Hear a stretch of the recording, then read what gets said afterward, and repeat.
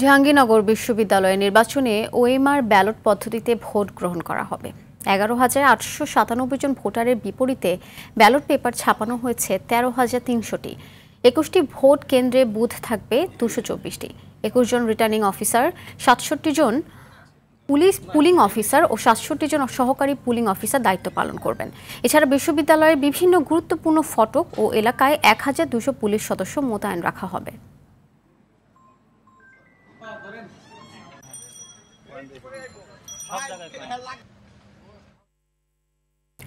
দর্শক, বিশ্ববিদ্যালয়ের এখনকার পরিস্থিতি জানাতে সরাসরি যুক্ত হচ্ছেন সহকর্মী ওমর ফারুক।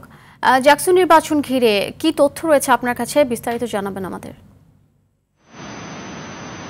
আপনাকে ধন্যবাদ। আমি এই মুহূর্তে রয়েছি জাহাঙ্গীরনগর বিশ্ববিদ্যালয়ে অবস্থান করছি। তো আপনি জানেন 30 বছর পর আগামী অনুষ্ঠিত হবে জাকসুর যে নির্বাচন, সেই নির্বাচনকে ঘিরে কিন্তু বিশ্ববিদ্যালয় এলাকা জুড়ে বইছে নির্বাচনী যে আমেজ, সেই আমেজে কিন্তু রয়েছে বিশ্ববিদ্যালয়ের শিক্ষার্থীরা কিন্তু অধীর আগ্রহে অপেক্ষা করছেন কখন তাদের সেই পছন্দের প্রার্থীকে তারা ভোটটি দিবেন।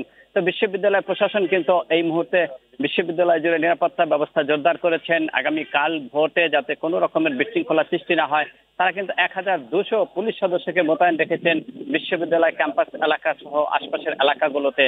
তো নির্বাচন নিয়ে কিন্তু বেশ উৎসব মুখর পরিবেশ রয়েছে প্রার্থী এবং ভোটারদের মাঝে। প্রার্থীরা কিন্তু গতকাল রাত 12টায় কিন্তু তাদের যে প্রচারণা নির্বাচনী বিধি মোতাবেক কিন্তু তারা শেষ করেছেন। আজকে কিন্তু তারা কোনো প্রচারণা বা কোনো রকমের ক্যাম্পেইনে তারা নেই। তারা কিন্তু সকাল থেকে তাদেরকে পাওয়াই যায়নি বিশ্ববিদ্যালয় ক্যাম্পাস এলাকা জুড়ে। তারা রাতভর যেহেতু ক্যাম্পেইন করেছেন, ভোটারদের দ্বারে দ্বারে ঘুরেছেন, তাই তারা ঘুমানোর বিষয়টাই প্রাধান্য দিয়েছেন বলে আমরা জেনেছি। তো নির্বাচনকে অবাধ নিরপেক্ষ করতে কিন্তু বিশ্ববিদ্যালয় প্রশাসন কিছুক্ষণ আগে আমাদেরকে একটি ব্রিফ করেছেন। তারা যে কোনো মূল্যে অবাধ ও নিরপেক্ষ একটি ভোট অনুষ্ঠান উপহার দিবেন বলে এটা অঙ্গীকার করেছেন। তারা বিশ্ববিদ্যালয়ে 80টির উপরে তারা সিসিটিভি ক্যামেরা স্থাপন করেছেন। এছাড়া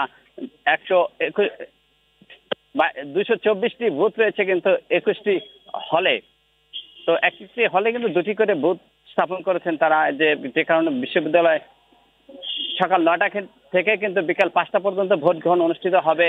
তো নির্বাচনে বিশ্ববিদ্যালয় থেকে আমার কাছে এই ছিল সর্বশেষ। আফসানা,